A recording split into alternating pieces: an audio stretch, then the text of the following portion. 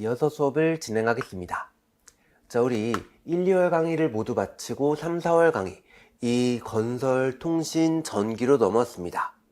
자, 미리 좀 얘기하면은 뒤에서 배울 통신과 전기는 조금은 좀 어려운 과목이라고 할 수 있습니다. 자, 그렇기 때문에 이 뒤에서 통신과 전기를 배울 때 어떤 식으로 공부를 하면 좋을지 천천히 말씀을 드리겠습니다. 자, 일단은 지금 건설을 배울 건데 이 건설은 통신 전기에 비해서는 그렇게까지 어렵지는 않은 과목이에요. 충분히 우리가 공부할 수 있다. 자, 물론 여기에서 나오는 용어들은 좀 생소하고 어려울 수 있지만 저와 함께 하나씩 좀 살펴보다 보면은 충분히 마스터하고 득점할 수 있는 그런 과목입니다. 자, 건설에 대한 본 수업에 들어가기 전에 먼저 기출문제를 가볍게 한번 살펴보고 본 수업에 들어가겠습니다. 우리 1, 2월에 계속 얘기한 것처럼 지금은 기출문제를 가볍게 살펴보기만 합니다. 아직 공부가 안 된 상태에서 이 기출문제를 하나하나 자세히 분석을 해버리면 우리의 시야가 좀 좁아질 수 있기 때문에 지금은 그냥 간단히 살펴만 본다. 네, 어차피 6월 이 기본 이론이 끝나는 시점에 충분히 제가 이 분석을 해드리겠습니다. 자, 간단히 보면 일단 분량은 2개에서 3개 정도 출제가 되고 있습니다. 약 4점에서 8점 정도 출제가 되고 있다. 자, 그리고 어떤 것들이 출제가 되냐? 일단 건축 시공 과정, 모르타르, 쇼크리트, 철근 콘크리트, 역타공법, 진짜 이 건축물을 짓는 그런 건축 시공 과정에 대해서 대부분 출제가 되고 있다고 볼 수 있어요. 건축 시공 과정만 출제가 되냐? 자, 그건 또 아니에요. 자, 기본적인 건설 기술의 특징, 아니면 건축 구조, 또 뭐가 출제가 되나 봤더니 이 토목 구조물에 대한 그런 개념들도 간간히 출제가 되고 있습니다. 네, 그래서 그냥 이걸 하나로 정리하면은 이 건축 시공을 필두로 건설 기술에 대한 다양한 개념들이 골고루 나오고 있다. 이렇게 좀 이야기할 수 있습니다. 건축 시공이 좀 비중이 높지만 다른 개념들도 간간히 나오고 있으니까 골고루 우리가 공부를 하면 된다. 자, 6월에 제대로 정리를 해드리기로 하고 이제 본 수업으로 넘어가겠습니다. 자, 이 건설은 건축과 토목으로 나눠서 공부하게 됩니다. 건설 기술은 건축과 토목으로 나눠서 공부한다. 자, 건축은 뭐고 토목은 뭐냐? 이 얘기는 본 수업에 들어가서 바로 하겠습니다.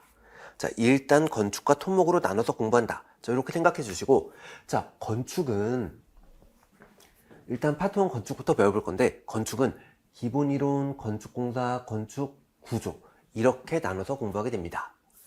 자, 먼저 기본 이론에서 건축과 관련된 기본적인 좀 단편적인 지식들을 하나하나 배운 다음에 자, 그 다음 건축공사로 넘어갑니다. 이 건축공사에서 실제 건물이 지어지는 그 세부적인 과정에 대해서 하나씩 자세히 공부를 하게 된다. 자, 그 다음 건축구조에서는 건축공사를 통해서 만든 건축물이 어떤 구조를 가지고 있는가, 그리고 그런 구조들이 얼만큼의 하중을 견딜 수 있는가, 이런 각각 구조에 대해서 배우게 된다. 자, 흐름은 그냥 간단히 머릿속에 살짝 넣어주시고, 자, 지금부터 이제 기본 이론부터 건축을 공부하기 위한 단편적인 그런 기본적인 개념들을 하나씩 좀 살펴보겠습니다. 자, 가장 먼저 건축 기술과 토목 기술. 자, 우리 지금 건설 기술은 건축과 토목으로 나눠서 공부하고 있는데 건축은 뭐고 토목이 무엇이냐? 자, 건축 기술은 인간의 생활 공간을 조성하기 위한 기술이다. 주택, 아파트, 사무실, 학교 등이 있다. 토목 기술은 가정 환경을 개량해 인간에게 유용한 환경과 대규모 인프라, 공공시설을 구축하는 기술이다. 도로, 철교, 상하수도 시설, 항만 등이 있다. 자, 우리 하나씩 보면 건축 기술은 인간의 생활 공간을 조성하기 위한 기술입니다. 생활 공간. 그러니까 인간이 실제 오랜 시간을 보내고 실제 살진 않아도 그렇게 오랜 시간을 보내는 그런 공간을 만드는 게 바로 건축 기술이다 라는 거예요. 인간이 실제 살거나 살진 않더라도 오랜 시간을 보내는 그런 공간을 만드는 거. 자, 주택, 아파트, 인간이 실제 살고 있는 그런 공간을 만들거나 사무실, 사무실이나 학교에 살진 않더라도 거기에서 오랜 시간을 보내는 그런 건축물들을 만드는 게 바로 건축 기술이다 라는 거예요. 이런 생활 공간을 만드는 게 건축 기술이다. 그럼 토목은 뭐냐? 토목은 자연환경을 개량해 인간에게 유용한 환경과 대규모 인프라를 구축하는 기술이다. 자, 자연환경을 개량해서 인간에게 유용한 환경, 그러니까 인간이 이용할 수 있는 그런 시설을 만드는 게 바로 토목기술이다 라는 거예요. 인간이 이용할 수 있는 시설. 자, 도로, 철교. 우리 도로나 철교에 살고 있어. 자, 이런 사람은 없죠. 도로나 철교에 거주해. 이런 사람은 없지만, 자, 도로나 철교 상하수도 시설이 인간이 거주하거나 오랜 시간을 보내는 공간은 아니지만, 자, 이런 시설들은 인간에게 유용한, 인간이 이용할 수 있는 시설이죠. 자, 이런 걸 뭐 인프라라고 할 수 있습니다. 인간이 이용할 수 있는 인프라. 이런 인간이 이용할 수 있는 인프라를 만드는 게 바로 토목기술이다 라는 거예요. 자, 그래서 구분하면 건축기술은 인간이 실제 생활하는 그런 공간을 만드는 게 건축기술이고, 토목기술은 인간이 생활하는 건 아니어도 인간이 이용할 수 있는, 인간의 삶을 이롭게 해주는 그런 인프라를 구축하는 게 바로 토목기술이다. 이렇게 이해하면 됩니다.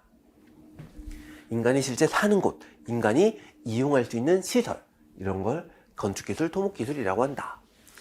자, 건축기술, 토목기술 잘 구분해 주시고, 우리 건축과 토목을 통틀어서 건설기술이라고 하죠.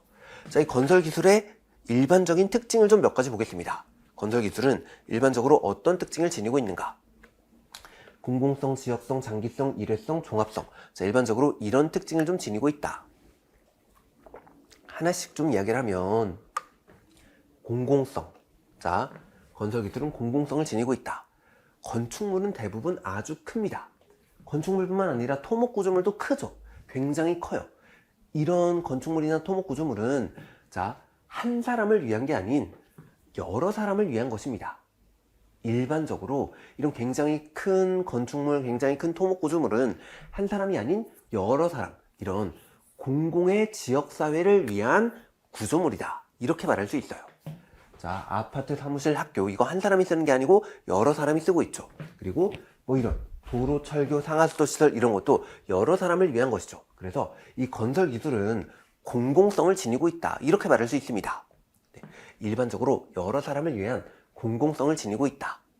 자, 건설 기술은 지역성을 지니고 있다. 이건 무슨 말이냐면 건설 기술로 만들어진 구조물은 지역의 영향을 받는다라는 거예요. 자, 예를 들어서 인구 밀도가 굉장히 높은 지역은 건축물을 최대한 높게 지어야 될 겁니다. 많은 사람이 살아야 되니까. 또 지진이 자주 발생하는 지역은 건축물을 최대한 낮게 지어야겠죠.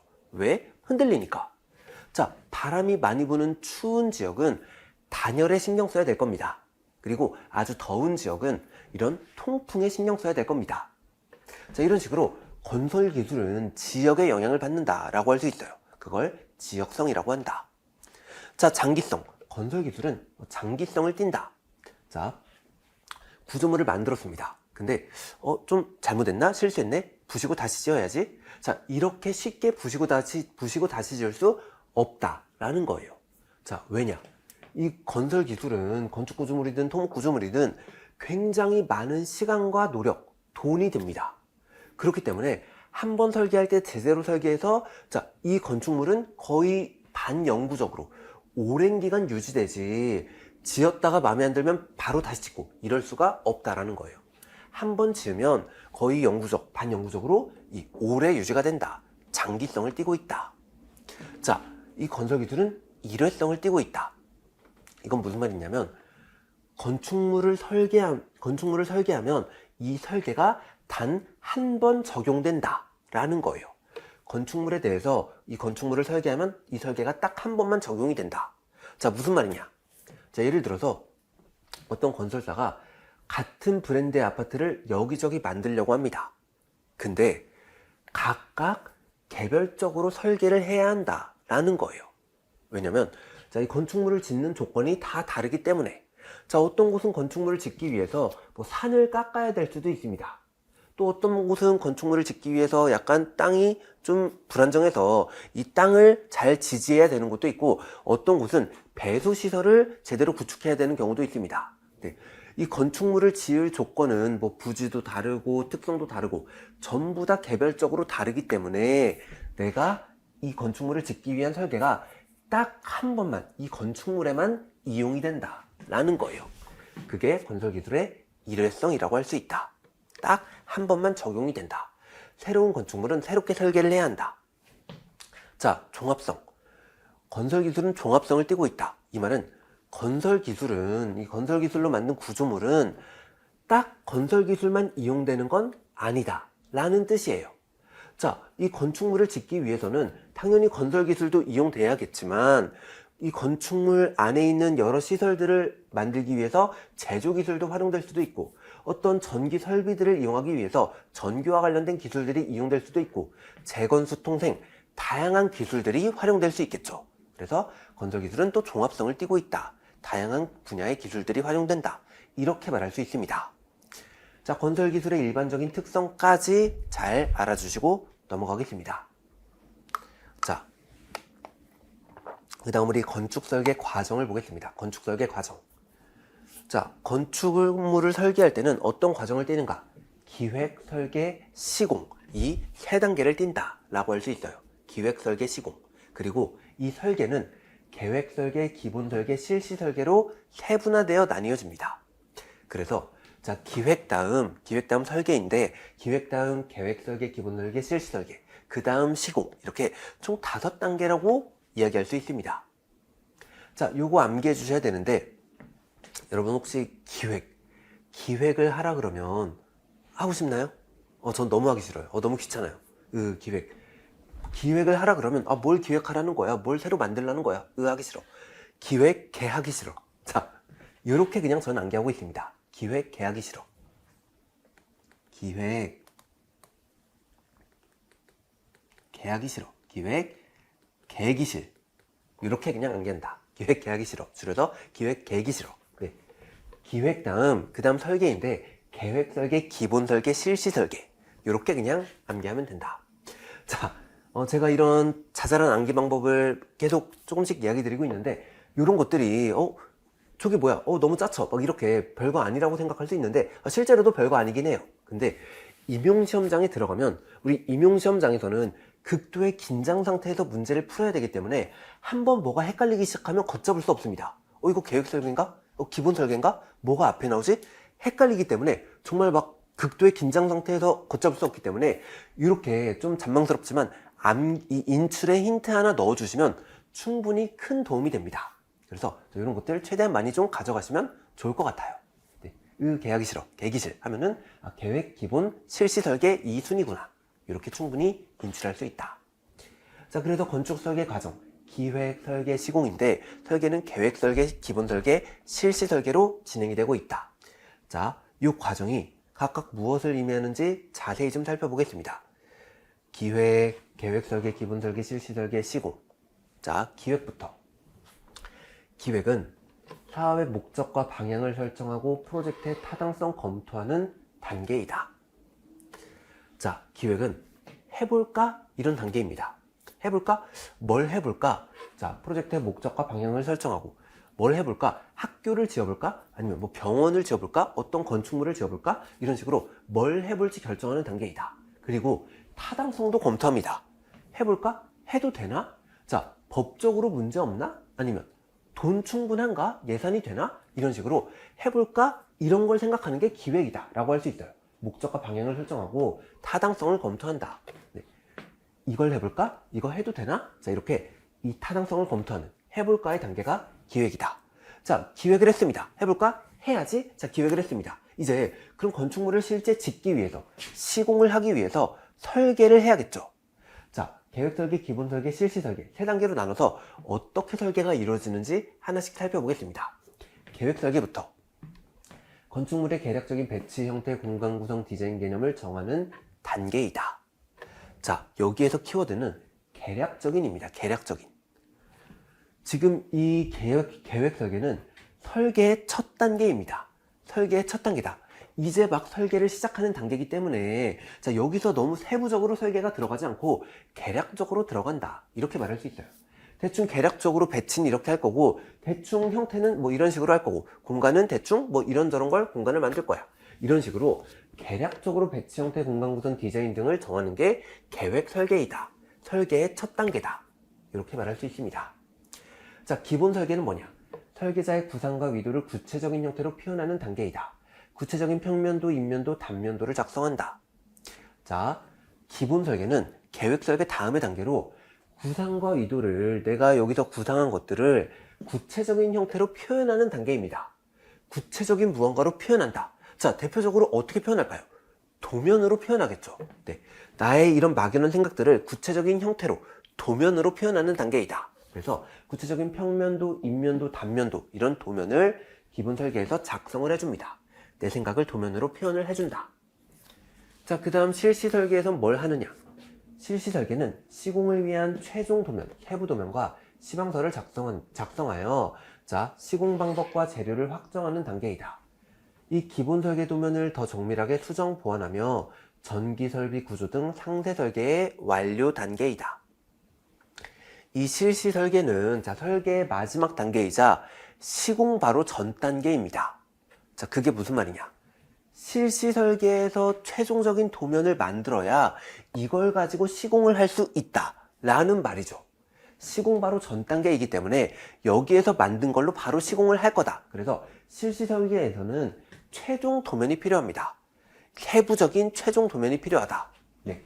기본 설계에서 만든 도면을 좀 더 수정하고 보완해서 이제 최종 도면으로 만들어야 한다 라는 거예요.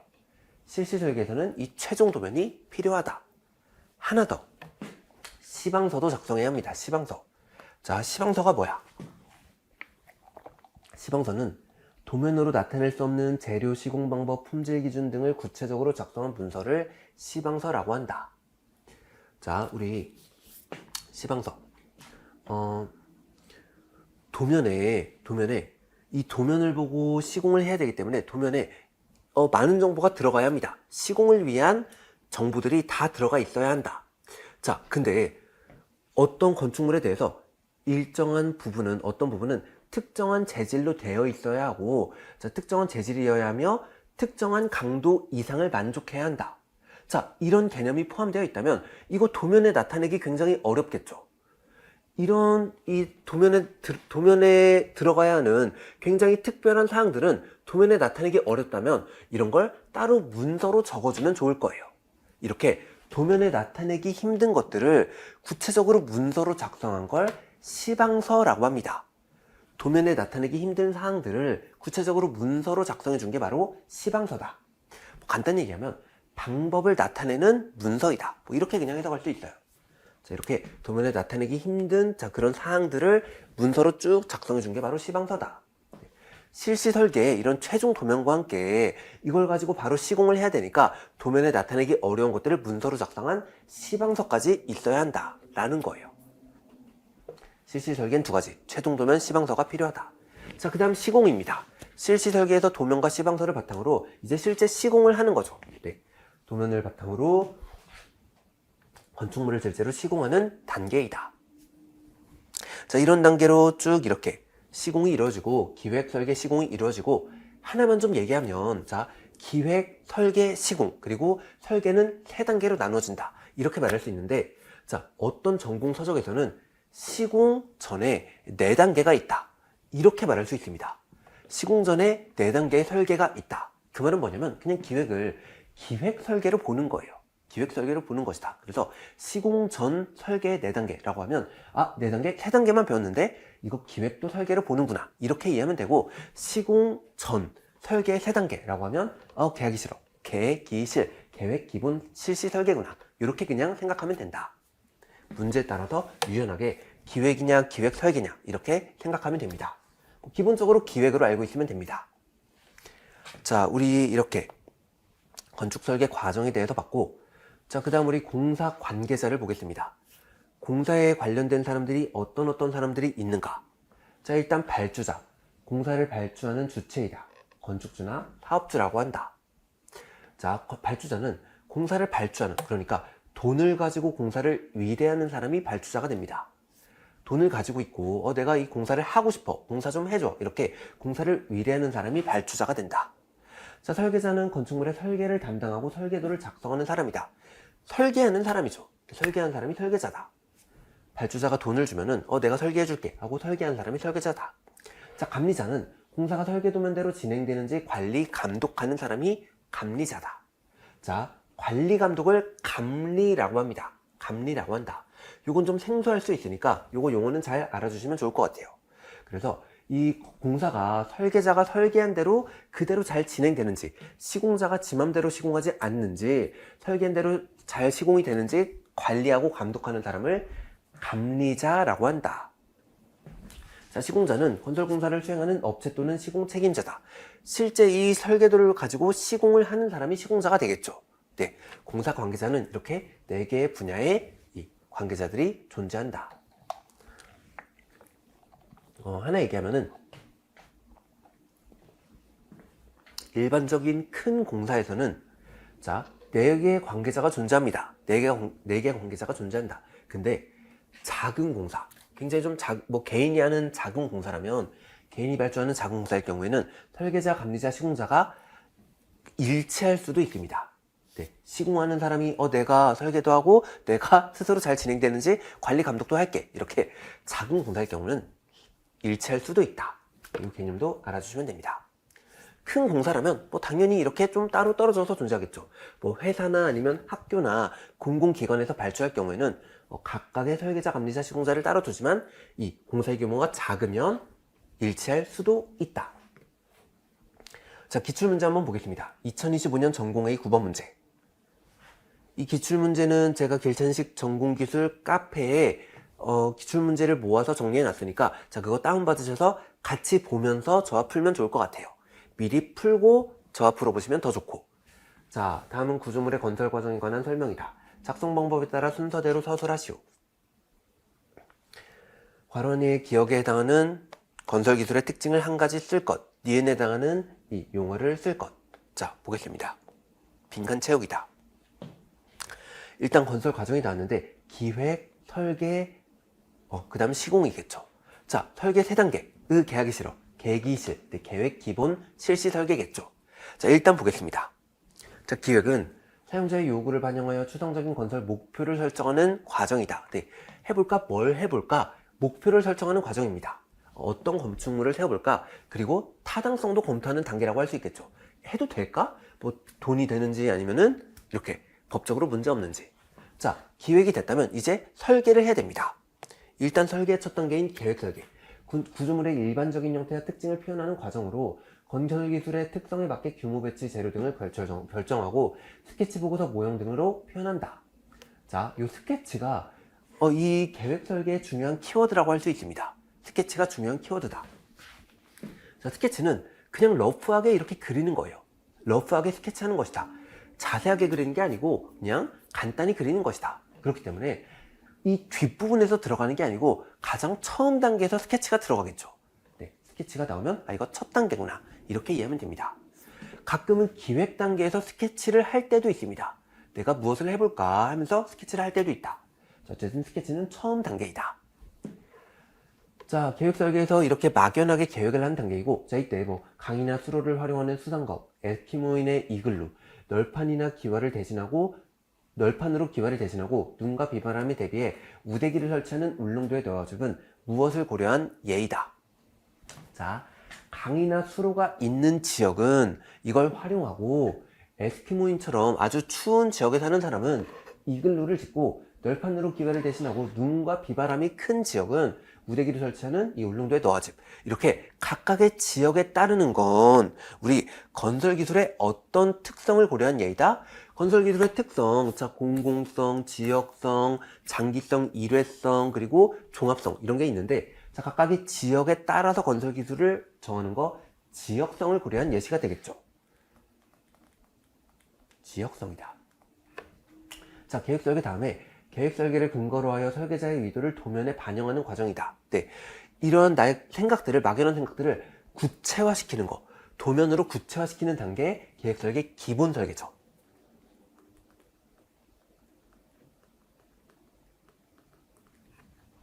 삼차원 건축물을 잘랐다고 가정하거나 그대로의 모양을 최대한 도면에 표현하기 위하여 보는 위치나 각도에 따라 평면도, 단면도, 배치도, 인면도 등으로 나타낸다. 네, 도면을 작성한다. 자, 이 기본 설계를 바탕으로 시공에 필요한 마감 방법, 치수 등 구체적이고 세부적인 사항을 도면에 표현하고 세부 도면, 최종 도면을 완성하고 시방서를 작성한다. 실시 설계는 최종 도면과 시방서가 있어야 한다. 왜? 이걸 가지고 실제 시공을 해야 되기 때문에. 자, 계속 보겠습니다. 건축 시공 관리 기법.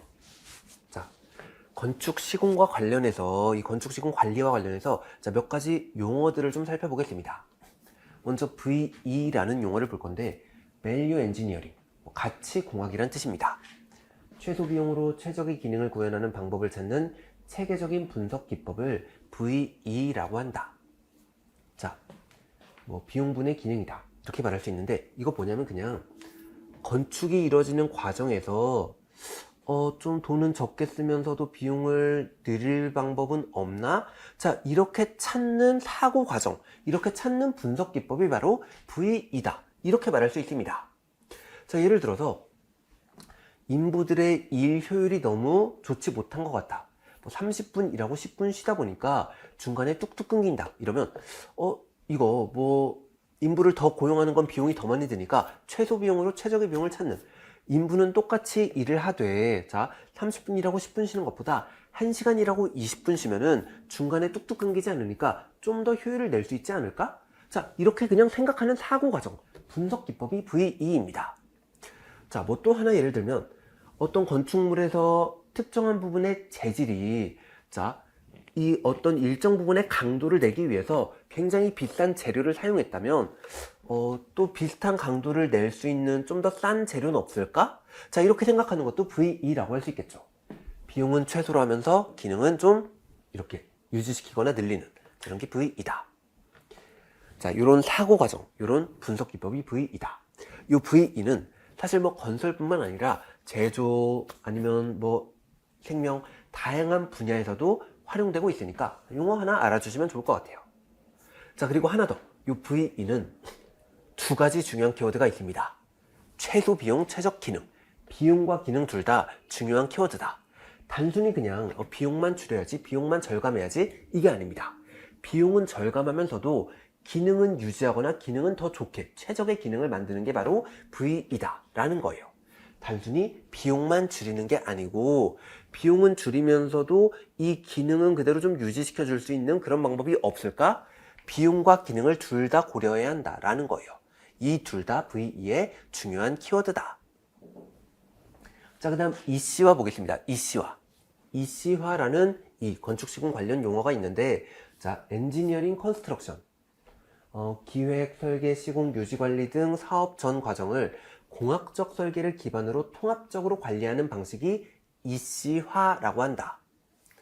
자, EC화가 뭐냐? EC화는 이런저런 이런 건축물이 이루어지는 건축물을 만드는 전 과정을 통합적으로 관리하는 방식을 EC화라고 합니다. 통합적으로 관리하는 방식. 이게 무슨 말이야? 자, 우리 전통적으로 이 건축은 기획, 설계, 시공, 유지 관리 이런 식으로 진행이 되는데 기획은 기획자가 하고 발주자가 하고 설계는 설계자가 하고 시공은 따로 시공자가 하고 유지 관리도 또 다른 사람이 합니다.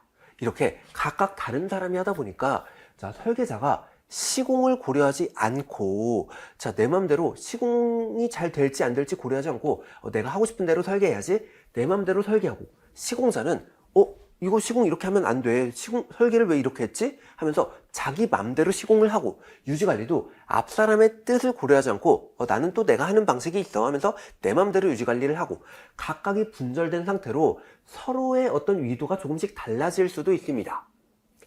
그래서 EC화는 뭐냐면 자, 이런 전체적인 과정이 전체적인 과정을 통합적으로 관리해서 자, 기획, 설계, 시공, 유지관리 전체적인 과정이 유기적으로 진행되도록 분절되지 않고 다 통합적으로 유기적으로 진행되도록 관리하는 게 바로 EC화다. 이렇게 말할 수 있습니다. 전체 과정이 분절되지 않고 유기적으로 이루어지도록 관리하는 게 바로 EC화다. 자, 엔지니어링 컨스트럭션이다. 자, 이 컨스트럭션은 건축이라고 볼 수 있고 엔지니어링은 공학입니다. 공학. 건축에 공학을 적용한 건데 공학적 설계를 기반으로 한 건데 통합적으로 관리하는 거랑 공학이 무슨 관련이 있나요? 자, 우리 공학은 뒤에서 기술교육론, 교과교육학에서 배울 건데 그냥 설계로 해석하면 됩니다. 일단 공학이 나오면 이거 설계로 해석하면 된다. 자, 그래서 전체 건축 과정을 기획, 설계, 시공, 유지 관리가 이루어지는 전체 건축 과정을 설계를 하겠다라는 거예요. 이 전체 건축 과정을 내가 체계적으로 설계를 함으로써 이렇게 진행해야지 설계를 함으로써 전체 과정을 유기적으로 진행시키겠다. 요게 이시화입니다. 전체 과정을 유기적으로 진행시키는 거, 통합적으로 관리하는 게 이시화다. 자, 이렇게 이해하면 됩니다. 이시화는 전체 과정을 통합적으로 진행되도록 하는 게 이시화다. 자, 그 다음 CM 보겠습니다. CM은 이 이시화, 방금 배운 이시화랑 좀 관련이 있는 개념이라고 할 수 있어요. 컨스트럭션 매니지먼트. 자, 이시화된 건설공사의 관리 업무를 전문 관리자에게 위탁하여 건축물의 전 생애 주기 동안 통합적으로 관리하는 방식이다. 자, 우리 이시화가 뭐라고 했죠? 이 건축물이 이루어지는 과정, 네, 기획, 설계, 시공, 유지 관리 전 과정을 통합적으로, 유기적으로 이루어지게 관리하는 게 이시화라고 했죠. 네, 그 이시화가 이루어지도록, 통합적으로 관리가 되도록 전문 관리자에게 이 통합적으로 관리하는 업무를 위탁하는 걸 CM이라고 합니다. 네, 컨스트럭션, 건축의 기획, 설계, 시공, 이런 유지관리 전체 과정이 유기적으로 이루어질 수 있도록 이 매니지먼트에게 맡기는 것이다 라는 거예요. 이시화가 이루어지도록 전문 관리자에게 위탁하는 게 바로 CM이다. 네, 건축물의 전생애 주기 동안 기획, 설계, 시공, 유지관리 전생애 동안 이 전세계를 전문 관리자에게 위탁해서 이 과정들이 통합적으로 유지되도록 관리하는 게 바로 CM이다. 이렇게 이해하면 됩니다. 이시화는 통합적으로 유지되도록 관리하는 거고, 통합적으로 유지되도록 관리하는 걸 전문 관리자에게 맡기는 걸 CM이라고 한다. 자, 이게 CM인데 한 가지 개념을 얘기하면 이 CM은 전문 관리자에게 이 전체 과정이 통합적으로 유지되도록 맡기는 것입니다. 자, 근데 내가 통합적으로 유지되도록 CM에게 맡겼을 때 그럼 발주자는 아무것도 안 하는가? 발주자는 이 전체 과정을 통합적으로 유지되도록 맡겼으니까 발주자는 그냥 맡기기만 하고 끝인가? 아닙니다.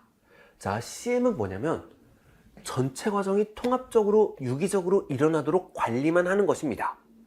자, 이 발주자는 내가 이 설계자를 선정해서 설계를 시키고, 자, 시공자를 선정해서 시공을 시키고, 그리고 뭐 유지관리자를 선정해서 유지관리를 시키고, 이런 식으로 업무는 그냥 다 해야 되는 거예요. 발주자가 업무는 다 해야 되는데, 그럼 CM은 뭘 하느냐? 발주자가 업무를 다 할 때 이 발주자가 하면서 이게 유기적으로 일어나지 않을 수가 있으니까 이 전체 과정이 유기적으로 통합적으로 일어나도록 관리하는 게 CM이다 라는 거예요. 설계자가 설계할 때 이 시공이 제대로 되도록 고려해서 설계할 수 있도록, 시공자가 시공할 때 설계자의 의도를 반영해서 시공할 수 있도록, 유지관리자는 이 앞사람들의 의도를 반영해서 유지관리할 수 있도록, 이렇게 그냥 발주자가 일을 다 하되 CM은 이게 유기적으로 유기적으로 진행되도록만 관리하는, 자, 그런 작업을 한다.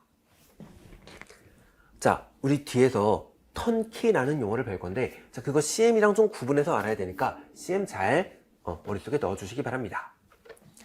자, 그 다음 우리 CM 계약 방식의 종류를 보겠습니다. CM 계약 방식은 어떤 종류가 있는가? CM for fee, CM at risk가 있다. 자, 먼저 CM for fee. CM자는 뭐 CM 회사일 수도 있고 한 전문 관리자, 사람일 수도 있습니다. CM사라고 해도 되고 CM자라고 해도 돼요. CM자는 발주자의 대리인 역할을 하며 관리 업무만 수행한다. 시공에 대한 법적 책임이 없으며 발주자와 하도급자가 직접 계약 관계를 맺는다. 자, 방금 설명한 CM이 이 CM for fee입니다. CM은 fee, 요금만 받고 관리만 해주겠다. 네. 발주자의 대리인 역할을 하면서 이 관리 업무만 수행하는 것이다. 이거 유기적으로 진행해야 돼요. 이거 유기적으로 진행해야 돼요. 관리 업무만 수행한다. 그러니까 자, 이 설계자가 잘못 설계했든 시공자가 잘못 시공했든 이런 건 결국 발주자가 시공업자를 선정했고 발주자가 설계업자를 선정했기 때문에 발주자가 하도급자랑 계약했기 때문에 이 뭔가 시공이 잘못되었을 때 법적 책임을 지지 않는다라는 거예요. 나는 그냥 전체 과정이 유기적으로 진행되도록 관리만 했어. 시공이 잘못됐어? 그러면 이거 시공자가 잘못한 거지 내 책임 아니야. 자, 이런 게 CM for fee입니다. 요금만 받고 전체적으로 유기적으로 진행되도록 관리만 해주겠다. 자, CM의 리스크는 뭐냐? 리스크. CM사도 책임 부담을 좀 지겠다라는 거겠죠.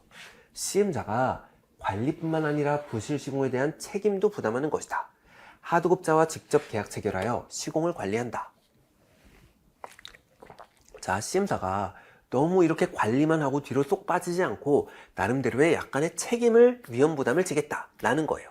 C엠자가 직접 뭐 설계업체나 아니면은 이 시공업체랑 직접 계약을 함으로써 자, 시공이 잘못되고 뭐 설계가 잘못되었다? 약간의 책임을 지는 것입니다. 그래서 이런 시공도 직접 관리를 하는 게 CM at 리스크다. 이렇게 알면 됩니다. 일부도 책임을 지는 거, 아예 책임을 안 지는 거. 자, 건축 시공 관련 용어들을 살펴봤고 계속 우리 입찰과 도급 계약을 보겠습니다. 입찰과 도급 계약. 자, 먼저 입찰 방식부터. 자, 어떤 공사를 진행하겠습니다. 이 공사를 진행할 건설사들 입찰해 주세요. 이렇게. 자, 입찰을 하는 방식. 입찰 방식은 특명 입찰과 경쟁 입찰이 있습니다. 특명 입찰, 경쟁 입찰이 있다. 자, 특명 입찰은 수의 계약이라고도 합니다. 자, 특명 입찰이 뭐냐? 건축주가, 이 발주자가, 돈을 가진 사람이 가장 적격한 업체를 선정해서 수의 계약을 체결하는 게 바로 특명 입찰이다. 자, 이게 뭐냐면 경쟁을 붙이지 않고, 업체들끼리 경쟁을 붙이지 않고 이 건축주가 자, 이러한 공사를 수행할 때는 저 업체가 가장 적격해, 가장 적격한 업체를 선정해서 수의 계약을 하는 것입니다. 수의 계약이 뭐냐면 뜻대로 계약하겠다라는 거예요. 내 마음대로 계약을 하겠다. 이 수가 따르다입니다. 따를 수. 우리 뭐 수시로 일을 진행하겠다. 뭐 이렇게 수시로라는 말을 쓰는데 수시가 시간에 따라 이런 뜻이에요. 수시로 일을 진행하겠다. 이건 시간에 따라서 시간이 되는 대로 일을 진행하겠다라는 거예요. 자, 따르다. 그러니까 의지에 따라서 계약하겠다. 이런 뜻이에요. 내 마음에 따라서 내가 가장 마음에 드는 하나의 업체를 그냥 내가 골라서 계약을 하겠다. 이게 수의계약, 특명 입찰입니다. 네. 업체들끼리 여러 업체를 경쟁 붙이지 않고 그 중에 내가 마음에 드는 저 업체가 이 일을 가장 잘 수행할 수 있을 것 같아. 업체를 정해서 거기랑 계약하는 게 특명 입찰이다. 자, 경쟁 입찰은 경쟁을 붙이는 거겠죠. 경쟁 입찰은 공개 입찰과 지명 입찰로 나뉘어집니다. 자, 공개 입찰은 입찰을 공고하여 자격을 갖춘 모든 업체가 입찰에 참여 가능한 게 이 공개 입찰이다. 자, 입찰을 공고합니다. 지금 어떤 공사를 진행할 건데 이 공사를 진행하고 싶은 건축사들 다 한번 들어와 보세요 해서 자, 자격을 갖췄다면 모두가 그냥 들어올 수 있게 하는 거예요. 저 한번 참여하고 싶어요. 모두가 들어올 수 있게 하는 게 공개 입찰이다. 자, 지명 입찰은 뭐냐? 발주자가 적격하다고 판단하는 3개나 7개 업체를 선정해서 경쟁 입찰을 진행하는 것이다. 자, 모두가 들어오는 게 아니고 그냥 내가 이 공사를 진행할 때 적격한 업체는 이런 업체들이 있어. 너네들만 좀 참여해라 라고 해서 몇 개만 선정해서 걔네들만 경쟁시키는 게 지명 입찰이다. 자, 왜 지명 입찰을 하는가? 우리 공개 입찰은 굉장히 공정하다는 특징이 있습니다. 네. 내가 몰래 어떤 업체랑 표현이 좀 그런데 뒷돈을 주고받아서 너네만 참여해 이러지 못하고 어떤 업체든 누구나 참여할 수 있다. 굉장히 공정하다는 특징이 있는데 자, 문제점은 되도 않는 업체도 들어올 수 있습니다. 이것도 좀 표현이 그런데 자, 어떠한 공사를 진행할 건설사들 들어오세요 했는데 자, 이 공사를 수행하기에 적절하지 못한 굉장히 작은 건설사들도 나도 해볼래 하면서 빡 들어와 버리면 이걸 거르는데도 시간이 굉장히 오래 걸리겠죠. 그래서 이 공사를 수행하기에 적절한 업체들만, 내가 그런 업체들만 선정해서 자, 너네들만 좀 들어와라, 너네들만 경쟁을 시키겠다 라는 게 지명 입찰입니다. 자, 뭐 이런 입찰 방식들이 있다. 자, 한번 보시고 그 다음 우리 도급 계약 방식을 보겠습니다. 도급 방식. 자, 입찰을 통해서 어느 업체를 선정했습니다. 그 다음 도급을 하는데 도급은 일을 맡기는 것입니다. 이 일을 맡기는 걸 도급이라고 한다. 자, 공사 실시 방식에 따른 도급 계약의 종류. 공사 실시 방식에 따라서 일식 도급, 분할 도급, 공동 도급으로 나뉠 수 있습니다. 자, 일식 도급은 건축 공사 전체를 하나의 도급자, 하나의 건설사에게 일괄로 맡기는 방식이다. 네. 전체 시공 과정을 하나의 건설사에게 그냥 전체적으로 맡기는 걸 일식 도급이라고 합니다.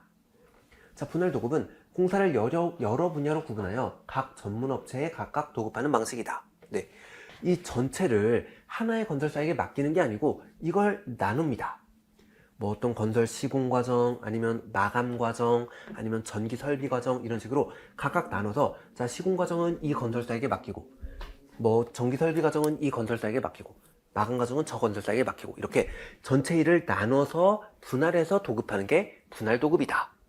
자, 공동 도급은 뭐냐? 두 개 이상의 도급자가 공동으로 계약하여 공사를 수행하는 방식이다. 자, 공동 도급은 이 건축주는, 발주자는 전체 일을 한 번에 맡깁니다. 자, 이 공사를 진행할 사람 했는데, 자, 이 건설사가, 도급자가 저 일을 내가 수행하기는 좀 어려운데 나는 시공만 잘하지 이런 마감 처리나 아니면 전기 설비 부분은 약해. 그러니까 전기 설비를 잘하는 업체와 뭐 마감 처리를 잘하는 업체와 이렇게 몇몇 업체와 우리가 다 같이 힘을 합쳐서 저 공사를 따내자 해서, 자, 이 도급자들이 합쳐서 계약을 하는 방식이 공동 도급이다 라는 거예요. 자, 분할 도급은 이 발주자가 나눠서 이렇게 일을 맡기는 거라면, 공동 도급은 발주자는 하나의 일을 맡기는데 이 도급자들이 힘을 합쳐서 이 일을 수행하고 그 다음 해산하는 방식이다, 이렇게 말할 수 있습니다. 힘을 합쳐서 일을 수행한 다음에 그 다음 해산하는 방식이 공동 도급이다. 네, 일을 나눠서 맡기느냐 아니면 일을 한 번에 맡겼는데, 자, 이 도급자들이 합쳐서 일을 수행하는가, 그런 차이입니다. 자, 뭐 하나만 더 얘기하면, 이 분할 도급이나 공동 도급은 책임 소재가 불분명해질 수 있다, 뭐 이런 단점이 있습니다. 책임 소재가 불분명해질 수 있다. 예를 들어서 뭐 좀 일을 하다가 약간 애매한 문제가 생기면, 자, 이 건설사는 저 건설사 책임이야 이렇게 떠넘길 수도 있겠죠. 저 건설사는 저 책임이야 이렇게 막 문제를 떠넘길 수도 있기 때문에 책임 소재가 좀 애매해질 수도 있다. 일식 도급은 한 건설사가 맡아서 처리하니까 책임 소재가 딱 명확하겠죠. 뭐가 잘못되든 다 내가 맡아서 하니까 다 내 책임이야 이렇게. 자, 그 다음 공사비 지불 방식에 따른 도급 계약의 종류를 보겠습니다. 공사비를 지불하는 방식에 따라서, 자, 어떤 도급 계약이 있는가. 자, 먼저 정액 도급. 공사비 총액을 사전에 확정한 후 계약하는 방식이다. 자, 전체 액수를 정한 다음 일을 맡기겠다라는 거예요. 예를 들어서, 자, 이 공사를 진행하는데 5천만 원을 줄게. 5천만 원을 줄 거니까, 자, 이걸 가지고 공사를 알아서 진행하고 그 남는 돈은 너의 이득이야, 너의 보수야. 요게 바로 이 정액 도급입니다. 얼마가 쓰이고 얼마가 남을진 모르겠지만 어쨌든 총액은 5천만 원이야. 이 안에서 알아서 공사를 진행하고 남는 돈은 너의 보수로 써. 자, 요게 정액 도급이다. 전체 총액을 확정하고 공사를 진행하는 것. 자, 단가 도급은 뭐냐? 단위당 단가를 확정한 후 실제 수행된 공사량, 수량에 따라서 정산하는 방식입니다. 자, 단가 도급은 전체 총액을 확정하는 게 아니고 단위당 단가만 확정을 합니다. 자, 예를 들어서, 자, 공사를 진행할 건데 뭐 철근 하나는 10만 원이야. 그리고 너의 인건비는, 한 사람의 인부의 인건비는 뭐 하루에 20만 원이야. 자, 이렇게 각각의 단위에 대해서 가격을 정해놓은 다음에 공사를 진행합니다.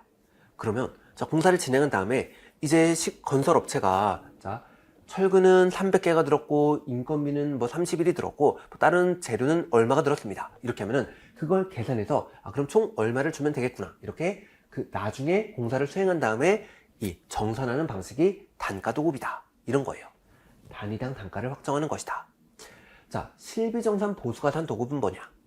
실제 발생한 공사비, 실비에다가 보수를 추가하여 지불하는 방식이 실비정산 보수가산 도급이다.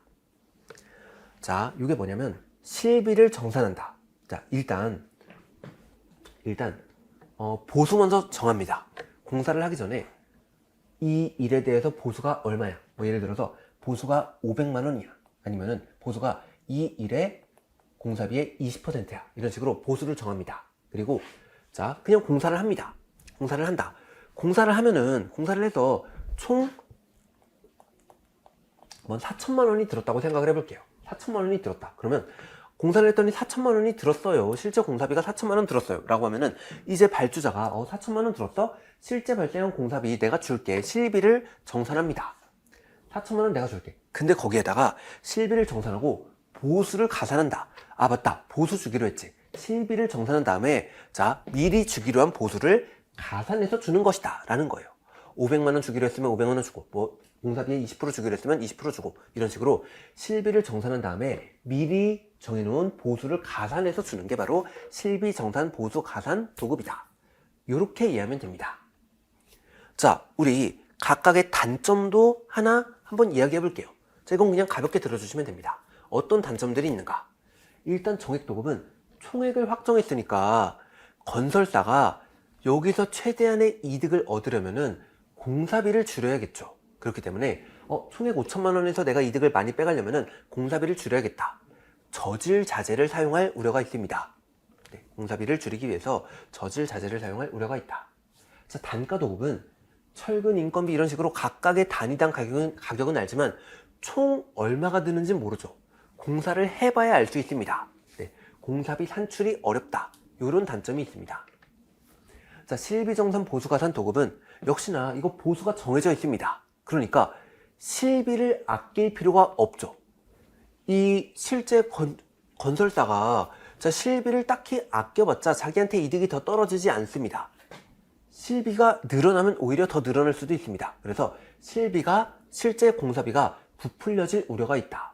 굳이 이 실비를 아끼려고 하지 않고 실비가 좀 부풀려질 우려가 있다. 네, 이런저런 단점들이 있습니다.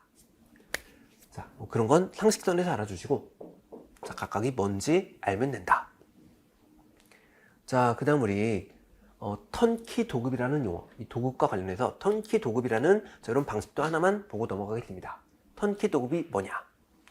시공업자가 자금 조달, 토지 확보, 설계, 시공 및 운영, 관리 등 사업의 전 과정을 일괄 수행한 후 완성된 시설을 발주자에게 인도하는 방식을 턴키 도급이라고 한다. 자, 턴키 도급은 시공업자가 자금 조달, 토지 확보, 설계, 시공, 운영, 시공업자가 굉장히 많은 것들을 수행합니다. 그러면 발주자는 뭘 해? 발주자는 아무것도 안 해요.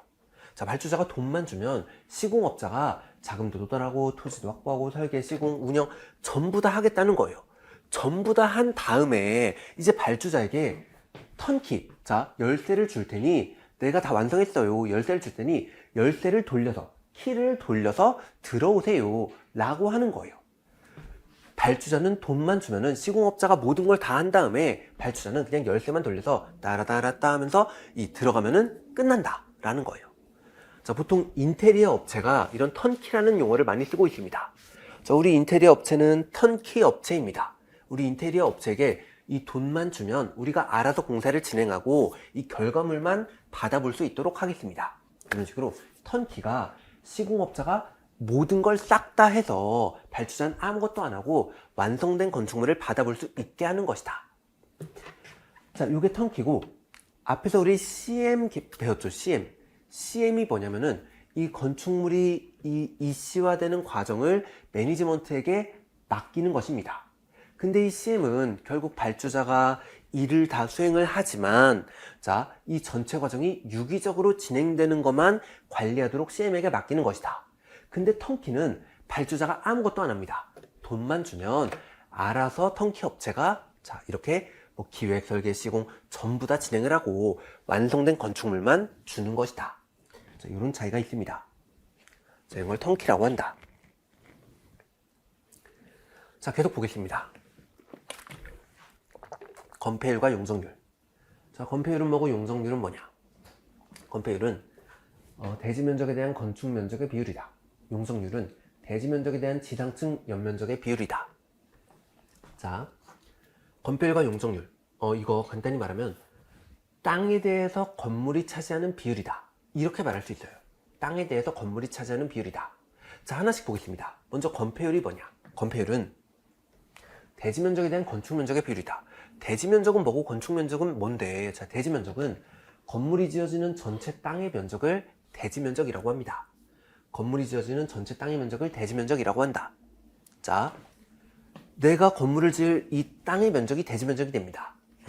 그 건물을 지을 땅의 면적분의 건축 면적. 건축 면적은 건축물의 수평 투영 면적 중 가장 넓은 층이 차지하는 면적이 건축 면적이다. 자, 수평 투영 면적 중 가장 넓은 층의 면적. 이 얘기 좀 해보겠습니다.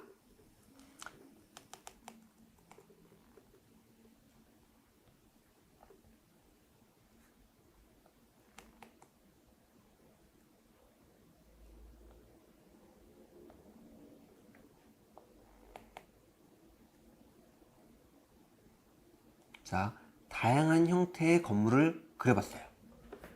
건축 면적이 뭐냐? 수평 투영 면적 중 가장 넓은 층이 차지하는 면적. 자, 우리 건물이 일반적으로는 이렇게 모든 층의 면적이 똑같이 지어지겠지만, 자, 이런 건축물도 있을 수 있어요. 특히나 뭐 임용 시험을 위해서 인위적으로 이런 건축물이 시험에 나올 수도 있겠죠. 자, 어쨌든 다양한 형태의 건축물이 있는데, 이때 건축 면적은 이 각 층의 바닥 면적 중 수평 투영 면적이 가장 큰 바닥 면적이 건축 면적이 된다라는 거예요. 자, 이런 일반적인 건축물은 모든 층의 바닥 면적이 똑같기 때문에 아무 층의 바닥 면적을 계산해도 그게 바로 건축 면적이 됩니다. 근데 이렇게 좀 각 층의 바닥 면적이 다르면 각 층의 바닥 면적 중 가장 큰 수평 투영 면적, 1층이 가장 넓으니까 1층의 면적이 건축 면적이 되겠죠. 자, 이런 건축물은 3층이 가장 넓으니까 3층의 면적이 이 건축 면적이 되겠죠. 이런 식으로 그냥 각 층 중 가장 넓은 층의 면적이 건축 면적이 된다. 이렇게 이해하면 됩니다. 가장 넓은 층의 면적이 건축 면적이 된다. 자, 그래서 이 지금 건폐율이라면 뭐냐? 건폐율이라면, 자, 대지 면적 중에서 내가 건물을 지으려고 하는 땅의 면적 중에서 이 건물이 차지하고 있는 그런 면적이 건폐율이 되겠죠. 네. 그게 1층에 있든 3층에 있든 건물이 옆으로 퍼져서 건물이 대지 면적에서 차지하고 있는 비율이 바로 건폐율이 될 것이다 라는 거예요. 자, 예를 들어서 대지 면적이 뭐 500제곱미터라는 땅에서, 대지 면적이 500제곱미터인 땅에서, 자, 가장 큰 수평 투영 면적이 100제곱미터라면 이때 건폐율은 어떻게 되는가? 500분의 100이 되겠죠. 이걸 퍼센테이지로 나타내면은 20%가 될 겁니다. 이런 식으로 구하면 됩니다. 가장 넓은 층의 면적 구한 다음에, 자, 이 대지 면적분의 건축 면적을 해서 퍼센테이지로 나타내면 된다. 자, 용적률은 뭐냐? 용적률은 대지 면적에 대한 지상층 연면적의 비율이다. 자, 대지 면적은 그냥 내가 건물을 지을 땅의 면적인데 지상층 연면적은 뭐냐? 일단 연면적부터 이야기를 해보겠습니다. 연면적은 건축물 각 층의 바닥 면적을 모두 합한 면적이다. 지상층, 지하층을 모두 포함해서 지상층이든 지하층이든 각 층의 바닥 면적을 모두 합한 게 바로 연면적이 된다라는 거예요. 자, 이 건물에 이게 지상에 있든 지하에 있든, 자, 어쨌든 모든 층의 바닥 면적을 다 합하면 연면적이 된다라는 거예요. 그럼 이 연면적을 층이 높아질수록 연면적이 커진다, 이렇게 볼 수 있겠죠. 모든 층의 바닥 면적이니까 층이 높아지면 그만큼 또 연면적이 커지게 될 것이다. 그래서 연면적은, 자, 이 건축물이 얼만큼 높이 쌓여져 있는가, 이걸 좀 나타내는 수치라고도 볼 수 있습니다. 자, 그러면 용적률을 보면은 대지 면적에 대한 지상층 연면적의 비율이다. 그래서 이 대지 면적에 내가 지을 땅에 건축물이 얼만큼 높이 쌓였는가, 뭐 이런 걸 나타낸다고 이해할 수 있겠죠. 자, 여기서 중요한 건 용적률을 따질 때는 지상층 연면적의 비율이다. 그냥 연면적이 아닌 지상층 연면적을 사용한다. 요거 잘 알아야 합니다. 용적률을 따질 땐 지상층 연면적을 사용한다. 그냥 연면적을 따지면 이 건물의 연면적이 얼마냐라고 하면은 지상층, 지하층 할 거 없이 모든 층의 이 바닥 면적을 합해야 연면적이 나옵니다. 근데 용적률은 지상층 연면적만 가지고 사용한다 라는 거예요. 지하층은 무시한다. 네. 그러니까 용적률은 이 대지 면적, 땅에서 건물이 얼마나 높이 쌓여서 지상층으로부터 얼만큼 사람들이 빽빽하게 살고 있느냐, 뭐 이런 걸 물어보는 거겠죠. 자, 용적률을 또 예를 들어서 얘기해 보면은 대지 면적이 500제곱미터일 때, 자, 한 층의 이 바닥 면적이 100제곱미터인 이런 건물이 5층으로 쌓여 있다 라고 했을 때 용적률이 어떻게 되는가? 자, 일단 5층 모두 지상층이고 한 층의 바닥 면적이 100이라면 지상층 연면적은 500이 될 겁니다. 그럼 대지 면적 500분의 500 퍼센테이지로 나타내면 100%가 되겠죠. 이런 식으로 구하면 됩니다. 자, 요거 개념을 알고 있다면 충분히 어렵지 않게 풀 수 있습니다. 여기서 주의해야 되는 건, 자, 연면적이라 하면은 이 지하층, 지상층 모두 통틀어서 바닥 면적의 합을 가리키는 것인데, 용적률을 따질 때는 지상층 연면적만을 사용한다. 자, 건폐율과 용적률 잘 알아주시고, 건폐율은 대지 면적분의 건축 면적이다. 용적률은 대지 면적분의 연면적인데 그냥 연면적이 아닌 지상층 연면적이다.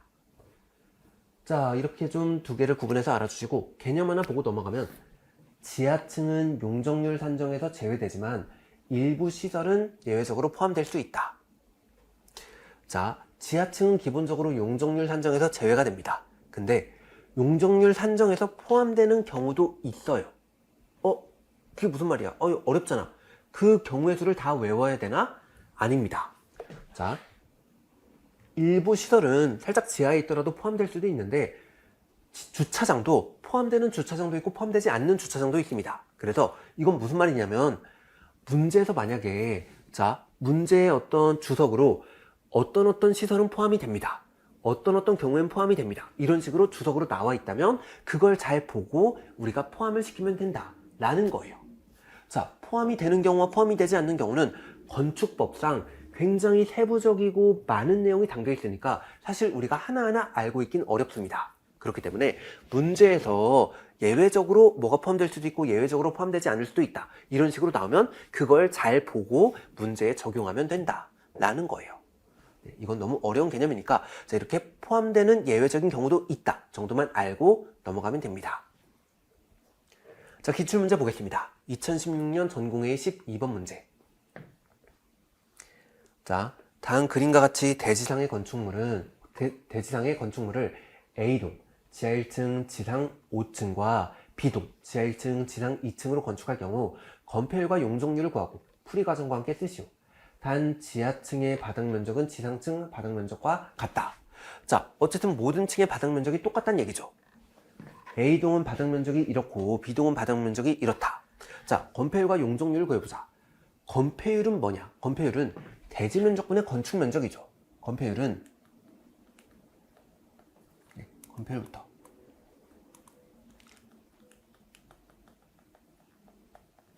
건폐율은 대지 면적분의 건축 면적이다. 자, 대지 면적 어떻게 구하냐? 대지 면적은 그냥 이 내가 지을 땅의 이 대지의 면적이죠. 30 곱하기 20이 될 것이다. 30 곱하기 20이 될 것이다. 자, 그러면 이 건축 면적 어떻게 구하냐? 건축 면적은 이 모든 층 중에 가장 넓은 수평 투영 면적이 되겠죠. 근데 모든 층이 똑같다? 그러면 한 층에 그냥 수평 투영 면적을 구하면 되겠네요. A동은 16 곱하기 10이 될 것이고 B동은 역시나 10 곱하기 14가 될 것입니다. 이 두 개를 합하면 이 건축물의 건축 면적이 나올 것이다. 16 곱하기 10 더하기 14 곱하기 10이 될 것이다. 자, 계산하면은 곱하면은 600이 되고 자, 곱하면은 이거 300이 되겠죠. 곱해서 더하면 300이 될 것이다. 600분의 300인데 자, 건폐율을 퍼센테이지로 나타내라고 했으니까 자, 곱해서 100을 곱하면 50%가 나올 것입니다. 자, 이렇게 구할 수 있다. 용적률은 어떻게 구하냐? 용적률은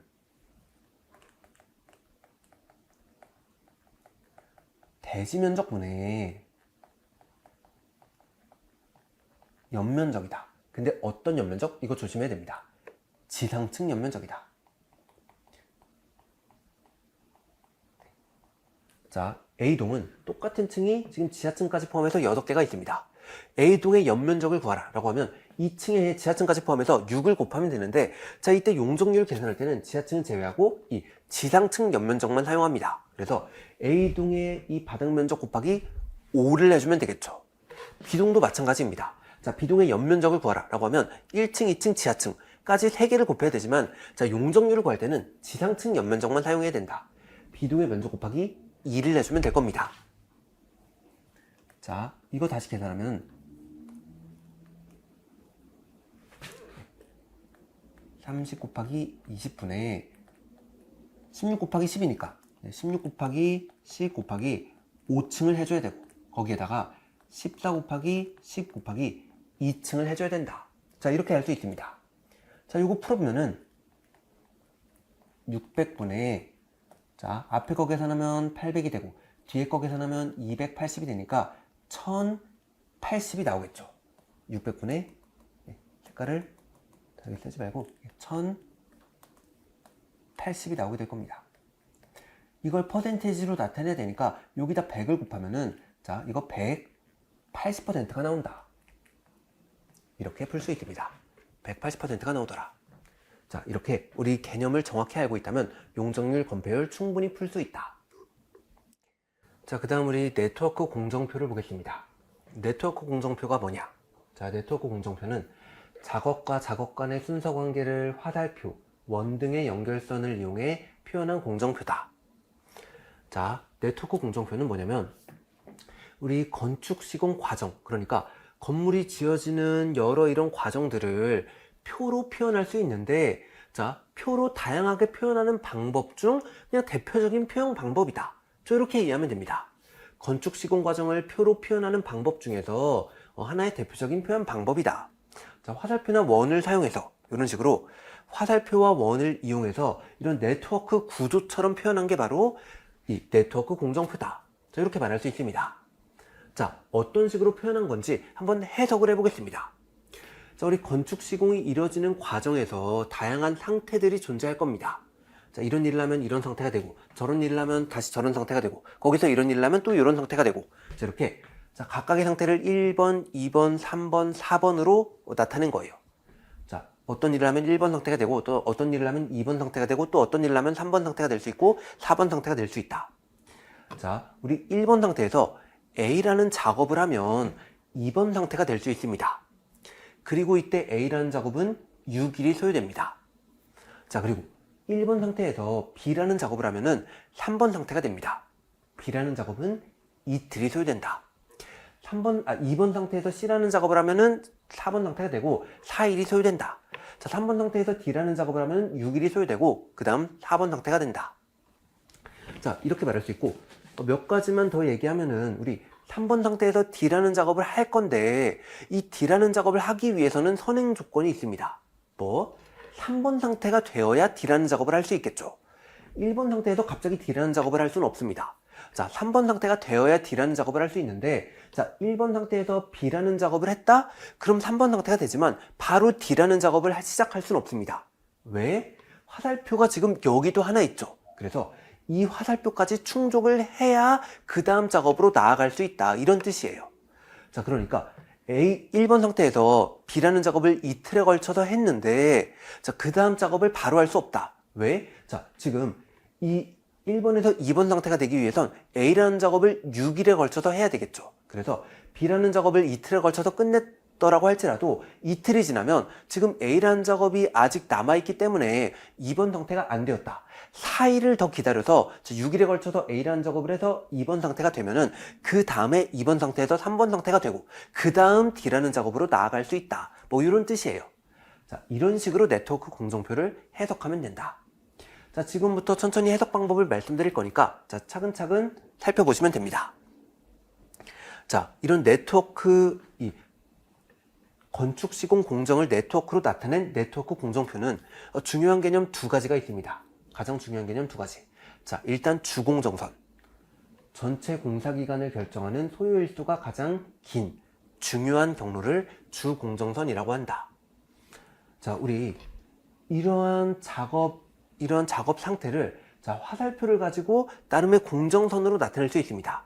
자, 화살표를 가지고 처음과 끝부분에 대해서 자, 화살표를 가지고 1번, 2번, 4번 아니면 1번, 2번, 3번, 4번 1번, 3번, 4번 이렇게 이 화살표를 가지고 처음과 끝을 이어서 공정선을 찾을 수 있다.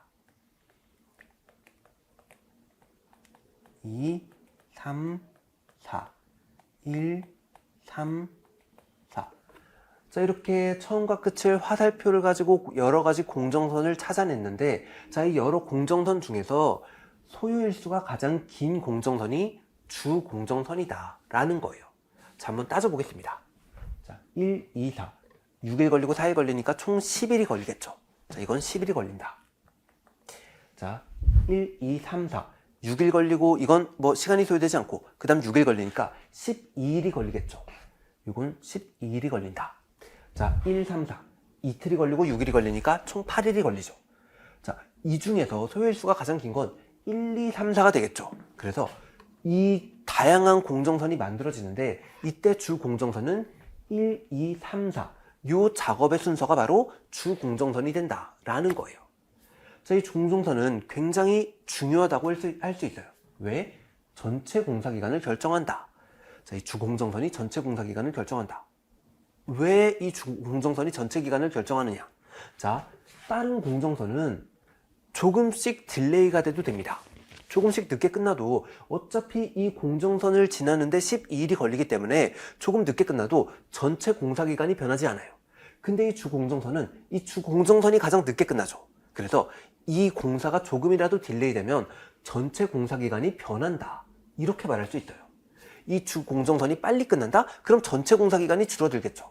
그래서 이 주공정선이 전체 공사기간을 결정하는 중요한 공정선이다. 이렇게 말할 수 있습니다. 주공정선이 뭐다? 소요일수가 가장 긴 공정선이다. 그리고 이 주공정선이 전체 공사기간을 결정한다. 자, 그 다음 우리 여유시간이란 개념을 보겠습니다. 여유시간. 여유시간이 뭐냐? 늦어져도 전체 공기, 전체 공사기간에 영향이 없는 시간을 여유시간이라고 한다. 자, 여유시간에 대해서 이야기를 해보겠습니다. 우리 지금 이 D작업을 하기 위해서 선행 조건이 뭐라고 했죠? 3번 상태가 완료돼야 D작업으로 나아갈 수 있다고 했죠. 그러면 D작업을 하기 위해서 이 화살표 둘 다 만족해야 되는데 지금 이 B작업은 이틀이 걸립니다. 자, 1번 상태에서 이틀이 걸쳐서 B작업을 완료했다. 바로 다음 작업 할 수 있나요? 못하죠. 왜? 이 과정이 완료가 되지 않았기 때문에.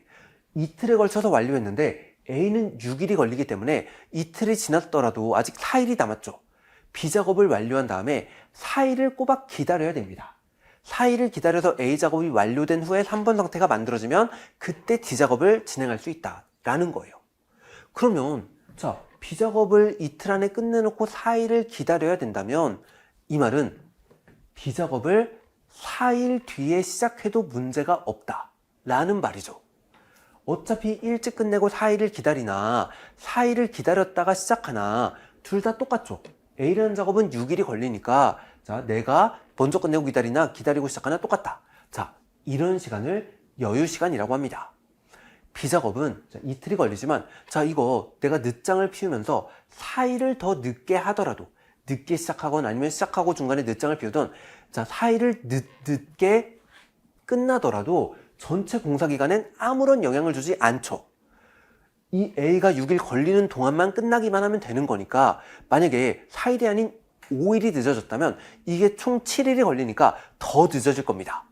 A가 끝난 다음에 하루를 더 기다려야 되는데 자, 6일 안에만 끝난다면 4일이 늦춰져서 6일 안에만 끝난다면 전체 공사기간엔 아무런 영향이 없습니다. 자, 이런 시간을 여유시간이라고 한다라는 거예요. B의 여유시간은 4일이다. 늦어져도 전체 공사기간에 영향이 없다. 자, 이렇게 주공정선, 여유시간, 자, 이런 개념 잘 알아주시고, 자, 우리 이 네트워크 공정표의 용어를 하나씩 살펴보겠습니다. 자, 굉장히 많은 용어가 나오는데, 이거 어려운 용어 아닙니다. 다 충분히 이해할 수 있는 용어니까, 자, 하나씩 좀 살펴보겠습니다. EST가 뭐냐? Early Start Time. 작업을 시작할 수 있는 가장 빠른 시간이다. 네, Early Start Time이다. 자, 이게 뭐냐면, 어떤 작업을 할 때 작업을 빨리 시작하려면 언제 시작해야 될까요? 전 작업이 끝나자마자 시작해야지 가장 빨리 시작할 수 있는 시간이라고 할 수 있겠죠. 전 작업이 끝나자마자 시작하는 것이다. 자, 우리 D작업은 언제 시작해야 가장 빨리 시작할 수 있을까요? A는 6일 걸리고 B는 이틀 걸리는데 이틀 뒤에 시작하려고 했더니 시작 못하죠. 왜? 이게 아직 안 끝났기 때문에. 자, 6일이 걸쳐서 이게 끝난 다음에 시작할 수 있을 겁니다. 그럼 가장 빨리 시작할 수 있는 시간이 언제다? 전 작업이 끝나자마자 시작하는 것이다. 자, 전 작업이 6일에 걸쳐서 끝났으니까 6일에 시작하는 게 가장 빨리 시작할 수 있는 시간이죠. D 작업의 EST, Early Start Time은 6일이 된다. 이렇게 말할 수 있습니다. 전 작업이 가장 빨리 끝나는 시간이 바로 D 작업이 가장 빨리 시작할 수 있는 시간이 된다. 자, A 작업이 가장 빨리 시작할 수 있는 시간은 언제일까요? 전 작업이 없으니까 0일부터 바로 시작하면 되겠죠. B 작업도 마찬가지로 0일부터 바로 시작하면 된다. C 작업도 보겠습니다. C 작업은 언제 가장 빨리 시작할 수 있는가? 자, 이 작업이 완료돼야 바로 시작할 수 있으니까 A 작업이 완료된 6일부터 C 작업이 시작할 수 있겠죠. C 작업은 얼리 스타트 타임이 6일이 된다. 자, 이 FT는 뭐냐? 작업을 완료할 수 있는 가장 빠른 시간, 얼리 피니시 타임입니다. 자, 가장 빨리 끝낼 수 있다는 건 이 작업에 걸리는 시간은 정해져 있기 때문에 가장 빨리 시작해야 가장 빨리 끝나겠죠. 네. 작업에 걸리는 일수는 정해져 있기 때문에 가장 빨리 시작해야 늦장 피우지 않고 가장 빨리 끝날 것이다. 자, D 작업은 가장 빨리 시작할 수 있는 시간이 6일입니다. 그래서 6일에 시작해서 이 6일에 걸쳐서 일을 하면 12일에 가장 빨리 끝난다. 이렇게 말할 수 있어요. D 작업의 얼리 피니시 타임은 12일이 된다. 자, C 작업은 얼리 스타트 타임이 6일에 걸쳐서 시작하니까 얼리 피니시 타임, 이 FT는 6일이 끝나자마자 바로 시작해서 4일에 걸쳐서 끝내는 거, 10일이 가장 얼리 피니시 타임이 되겠죠. A 작업은 딜레이 없이 바로 시작하니까 0일에 시작해야 가장 빨리 시작하는 거니까 6일에 걸쳐서 얼리 피니시 타임, A 작업의 이 FT는 6일이 된다. 뭐 이런 개념이에요. 완료할 수 있는 가장 빠른 시간은 가장 빨리 시작한 시간에 이 작업의 소요일수를 더하면 된다. 자, 그 다음 레이트 스타트 타임. 작업을 가장 늦게 시작해도 프로젝트 일정에 영향을 주지 않는 시간. 레이트 스타트 타임이 뭐냐면 늦게 시작해도 영향을 주지 않는 시간이다. 자, 우리 B 작업은 이틀에 걸쳐서 끝내도 다음 작업을 하기까지 4일을 기다려야 합니다. 그 말은 뭐냐면 최대 4일까지 쉬었다가 시작해도 된다는 얘기죠. 자, 이 여유 시간이 있기 때문에 4일까지 쉬었다가 시작해도 된다. 요게 이 레이트 스타트 타임입니다. 4일을 쉬었다가 시작해도 된다. 최대 이 4일 뒤에 시작해도 문제가 없기 때문에 이 레이트 스타트 타임은 4일이 된다 라는 거예요. 자, A 작업의 레이트 스타트 타임은 언제일까요? A 작업은 여유가 없습니다. 왜? 먼저 가서 기다리는 일이 전혀 없기 때문에 내가 빨리 끝내줘야 다음 사람이 그대로 진행할 수 있다. 그래서 천천히 시작해도 되는 시간? 그런 거 없다. 0일이다. 이렇게 말할 수 있습니다. 레이트 스타트 타임 0일이 된다.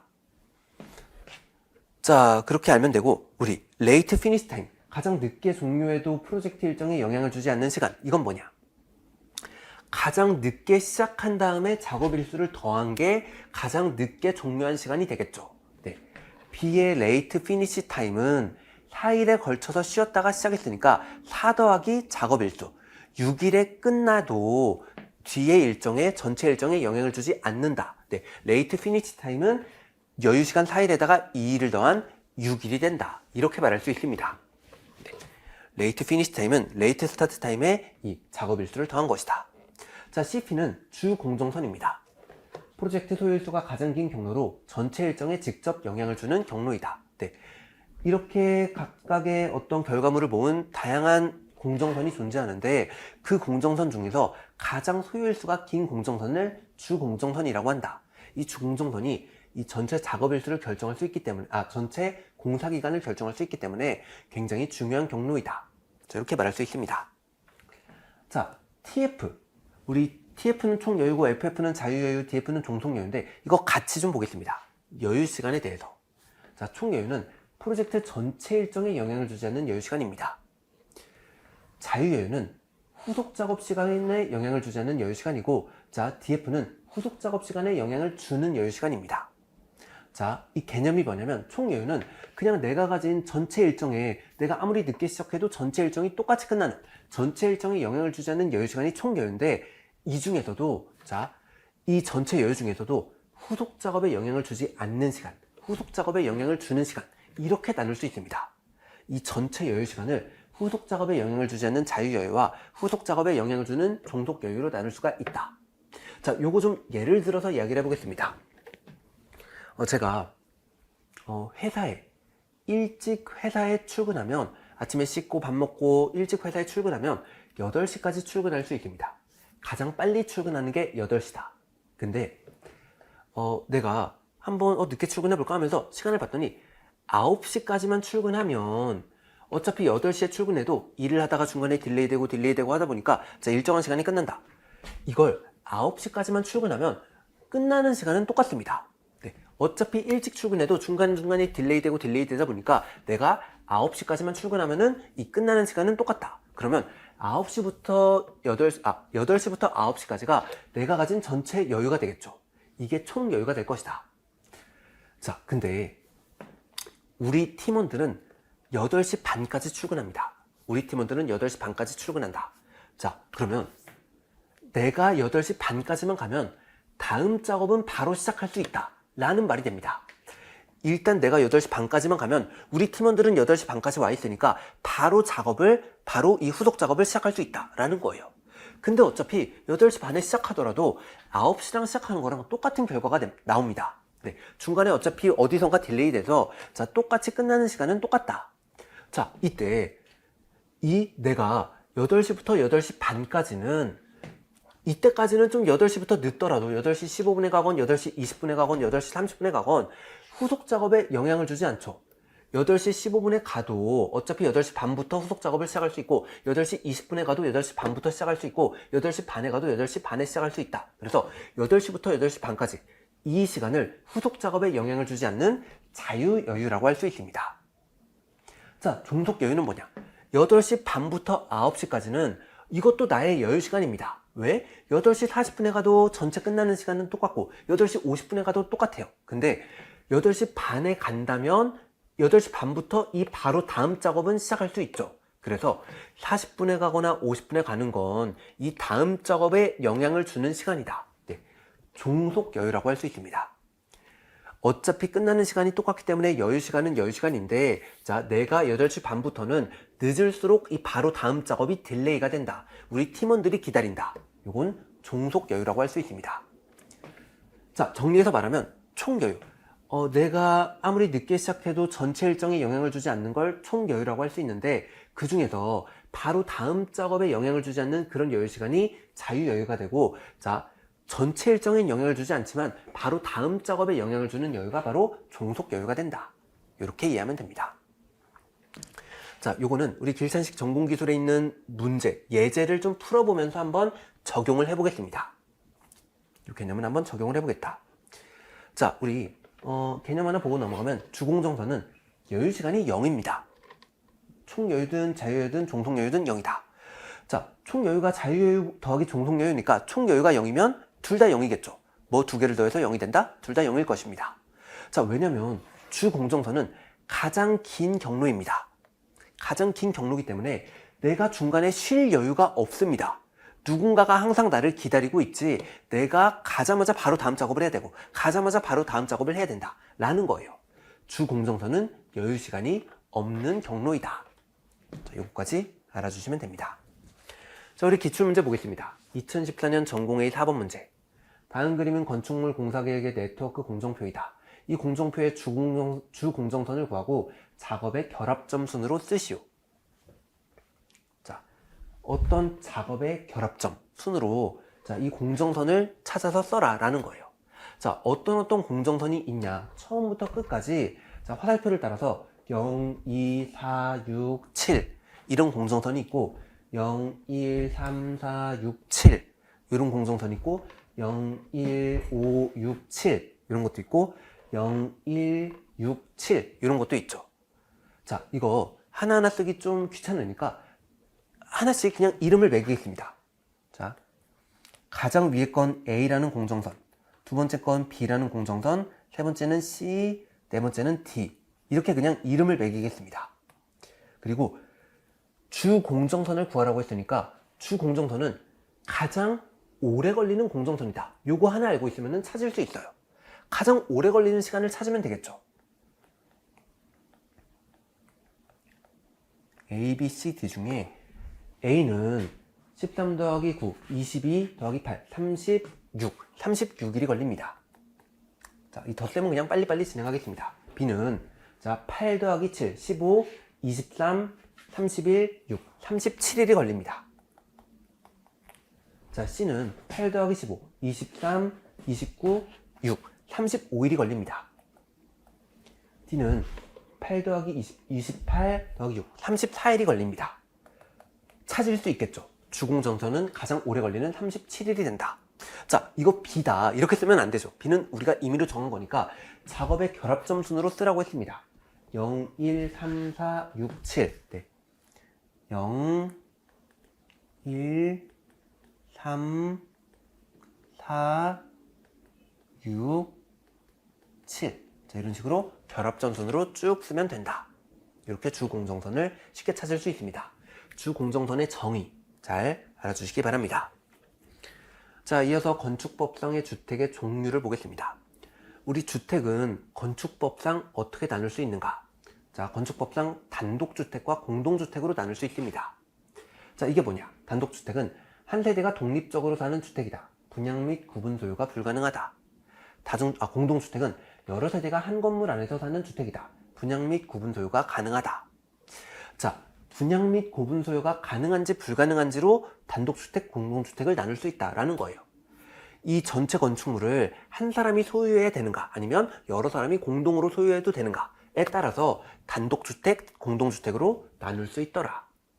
자, 세부적으로 살펴보면 우리 건축법상 단독주택은 단독주택, 다중주택, 다가구주택으로 또 나눌 수 있고 공동주택은 다세대주택, 연립주택, 아파트로 또 나눌 수가 있습니다. 자, 하나씩 좀 세부적으로 살펴보겠습니다. 일단 단독주택의 단독주택은 한 건물에 한 가구만 거주하도록 건축된 주택이다. 네. 또 아파트 살아, 단독주택 살아? 자, 이렇게 물어볼 때 그냥 나 한 건축물에 우리만 살고 있어. 한 건물에 한 가구만 사는 게 바로 단독주택이다. 이렇게 말할 수 있어요. 자, 그 다음 다중주택은 주거 공간이 독립되지 않은 형태의 주택이다. 공동 취사 공간이나 공동 욕실이 존재하는 것이다. 대표적으로 고시원이 있겠죠. 부엌을 같이 쓰거나 아니면 화장실을 같이 쓰는 고시원이 있을 것이다. 자, 주거 공간이 완전히 독립되지 않은 걸 다중주택이라고 하고, 자, 다중주택은 법적으로 3층 이하, 연면적 330제곱미터 이하여야 합니다. 우리 연면적은 지상층 지하층의 바닥 면적을 합한 것이죠. 자, 이런 게 다중주택이다. 자, 일단 계속 보겠습니다. 다가구 주택은 한 명의 건물 소유자가 여러 가구에 임대할 수 있는 주택이다. 네. 대표적으로 원룸이나 빌라가 있습니다. 전체는 한 명이 소유하고 있지만 이걸 층 하나씩 이렇게 임대할 수 있는, 이 방 하나씩 임대할 수 있는 게 바로 다가구 주택이다. 자, 건축법상 3층 이하 연면적 660제곱미터 이하 19세대 이하이다. 만약에 필로티 구조라면 4층도 가능하다. 자, 필로티는 뭐냐면 1층이 기둥 형태로 되어 있어서 1층을 주거 공간으로 사용하지 않고 주차장 등으로 사용하는 것입니다. 그럴 때는 1층이 주거 공간이 아니라면 4층도 가능하다.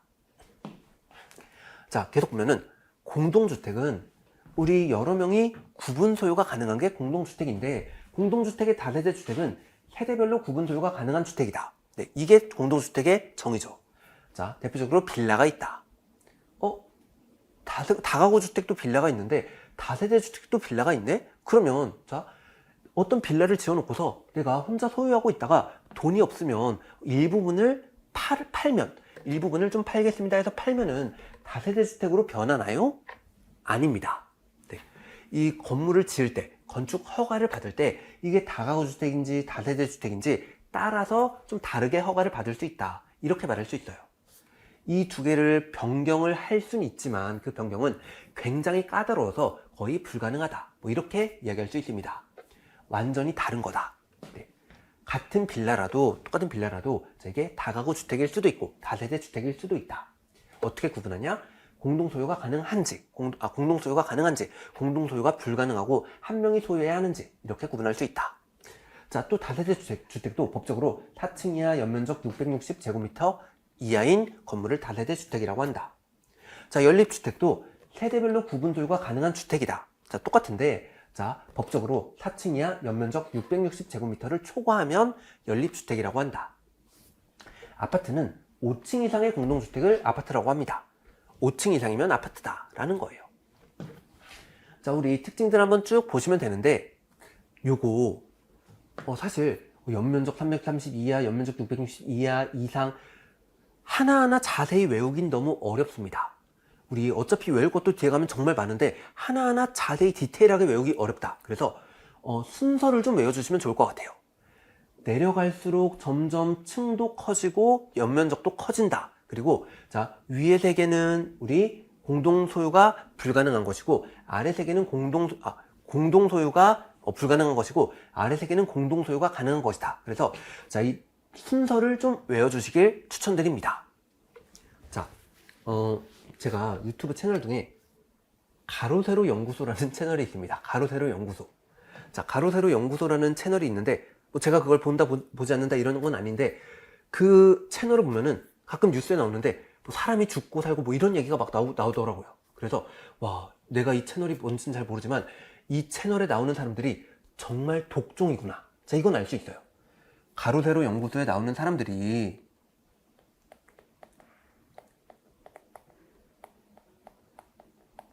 여기 나오는 사람들 아주 정말 독종이구나. 자, 이렇게 생각을 했습니다. 독종 가세연. 네. 자, 이렇게 그냥 암기하면 됩니다. 이렇게 힌트를 넣어주시면 자, 이 순서를 외울 수 있다. 자,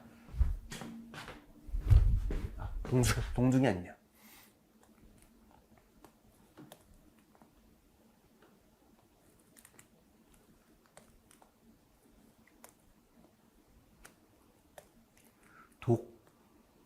아주 독종이야.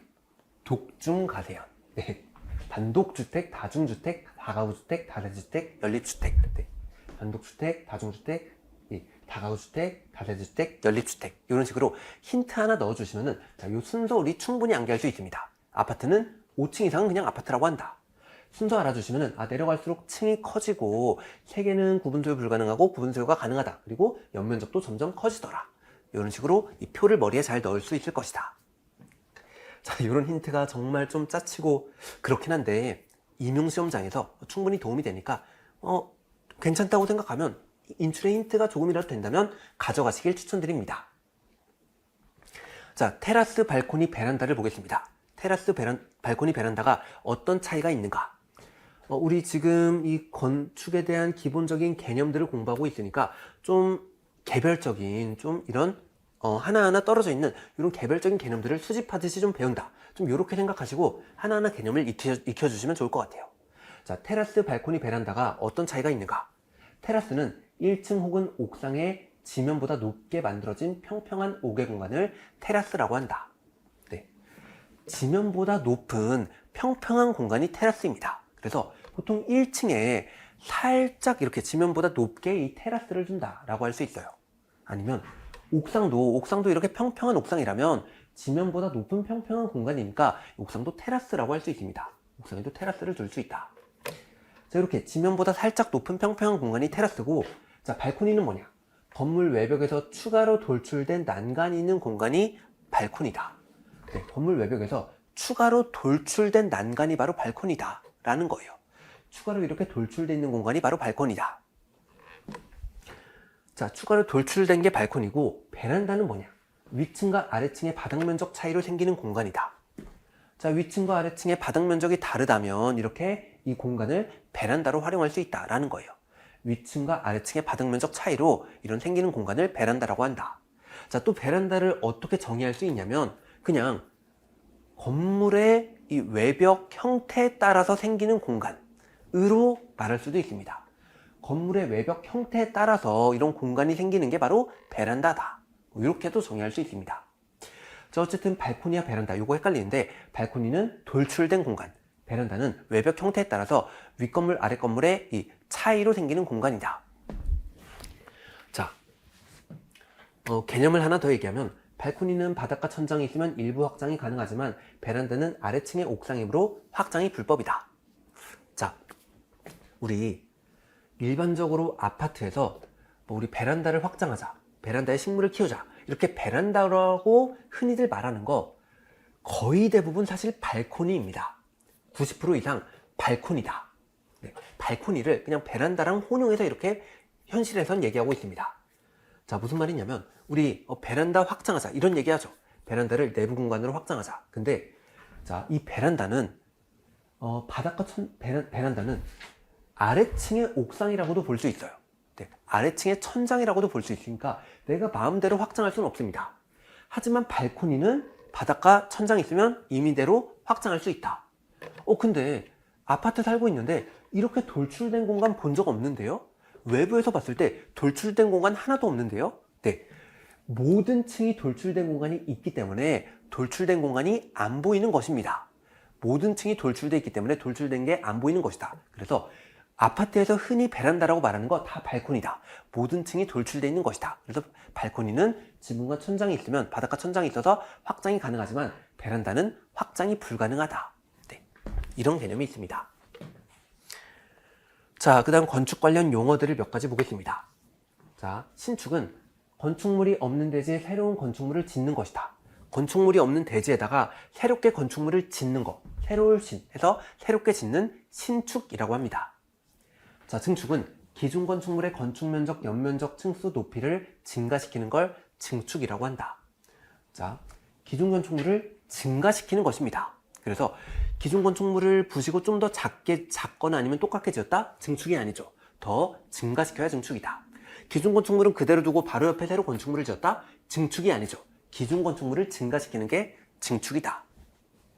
기존 건축물을 증가시켜서 짓는 게 증축이다. 자, 개축은 뭐냐? 기존 건축물의 일부 또는 전부, 내력벽, 기둥, 보호, 지붕틀 중 3개 이상을 철거하고 종전과 동일한 규모로 다시 건축하는 게 개축입니다.